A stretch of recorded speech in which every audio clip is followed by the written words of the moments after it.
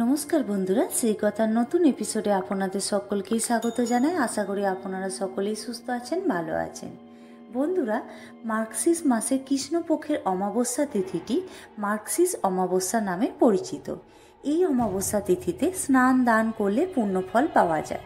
তবে বন্ধুরা, এবারে মার্গশীর্ষ অমাবস্যা তিথির দিনক্ষণ নিয়ে বিভ্রান্তি রয়েছে। 19শে নভেম্বর না 20শে নভেম্বর কবে হতে চলেছে মার্গশীর্ষ অমাবস্যা? অমাবস্যা তিথি বা কখন শুরু ও কখন শেষ হবে? স্নান দান এবং পিতৃতর্পণ কবে করবেন? এই সমস্ত কিছু নিয়ে নিশ্চয়ই আমার বন্ধুদের মনের মধ্যে উচাটনের সৃষ্টি করেছে। তবে বলে রাখি বন্ধুরা, আজ আমরা এই সমস্ত তথ্য নিয়েই আলোচনা করতে চলেছি। তো ভিডিওটি স্কিপ না করে পুরোপুরি দেখার অনুরোধ রইল। তো চলুন বন্ধুরা, আর দেরি না করে আজকের ভিডিওটি শুরু করা যাক। ধর্মে নভেম্বর মাসের অমাবস্যা বা মার্গশীর্ষ অমাবস্যাকে পুণ্যতিথি হিসেবেই ধরা হয়। এদিন ভোরবেলা উঠে পিতৃতর্পণ করলে পিতৃদোষ থেকে মুক্তি পাওয়া যায় বলে বিশ্বাস করা হয়। আর পিণ্ডদান বা শ্রাদ্ধ কর্মের জন্য এই দিনটি শুভ, কারণ পূর্বপুরুষের আত্মার শান্তির জন্য এই দিনে প্রার্থনা করা হয়। এমনকি এই অমাবস্যা দিন অসুস্থ গাছের নিচে একটি প্রদীপ জ্বালানো পরিবারের জন্য শুভ বলে মনে করা হয়। এছাড়া প্রদীপ জ্বালিয়ে ওই গাছের চারদিকে প্রদক্ষিণ করলেও ভালো, এতে বহু দোষ থেকে মুক্তি পাওয়া যায়।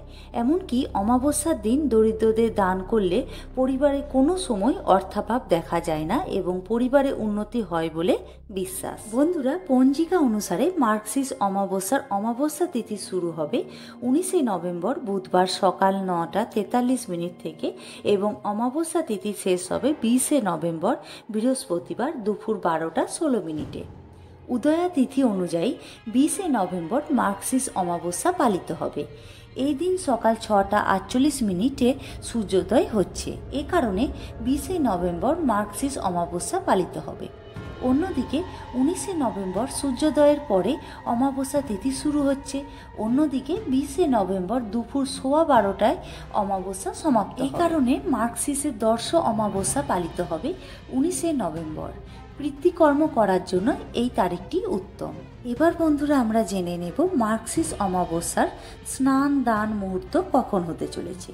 20শে নভেম্বর মার্গশীর্ষ অমাবস্যার স্নান দান করা যেতে পারে। এদিন ভোর 5টা 1 মিনিট থেকে 5টা 54 মিনিটের সময় স্নানের জন্য উত্তম। এই সময় সম্ভব না হলেও সূর্যোদয়ের পরেও স্নান করতে পারেন। এই তিথিতে সকাল 10টা 58 মিনিট পর্যন্ত থেকে পরের দিন অর্থাৎ 21শে নভেম্বর সকাল 6টা 49 মিনিট পর্যন্ত সর্বাত্ম সিদ্ধি যোগ থাকবে। আবার এদিনে অভিজিৎ মুহূর্ত থাকবে বেলা 11টা 45 মিনিট থেকে 12টা 28 মিনিট পর্যন্ত।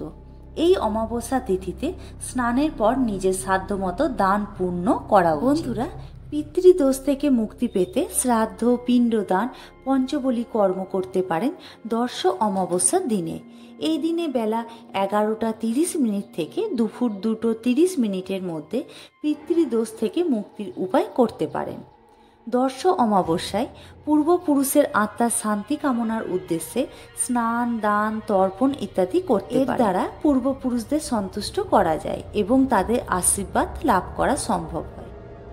তো বন্ধুরা, আজকের ভিডিওটি এই পর্যন্ত। ভিডিওটি ভালো লাগলে লাইক, শেয়ার, কমেন্ট করে সাবস্ক্রাইব করতে ভুলবেন না। আগামী দিনে এমন ভিডিও দেখার জন্য চ্যানেলের পাশে থাকুন। ধন্যবাদ।